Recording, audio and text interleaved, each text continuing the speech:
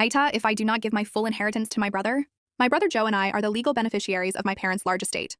The inheritance is divided equally. Joe and my parents had a bad relationship for many years. He spent years without talking to them or me while living in their house. He patched up with my mother and I after my father's passing away. He continued living with my mother, rent-free. I live in another state.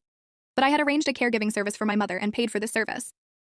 After my mother's death, although the division is equal, I told Joe that since he lived with my mother and assisted her in some way, he should take more than 50%. We verbally agreed to split it 65% for Joe and 35% for me. Joe called me recently and said that I have no moral rights on this inheritance, as I did not serve my parents, and should give him 100% of the inheritance. This thing makes me both angry and sad. Although I didn't live in the same city, I did arrange the caregiving, visited as often as I could, and spoke every single day to my parents.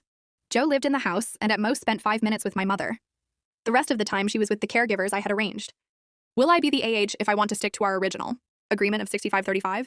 Part of me wonders if Joe is reasonable in asking me to give him the entire portion of the inheritance.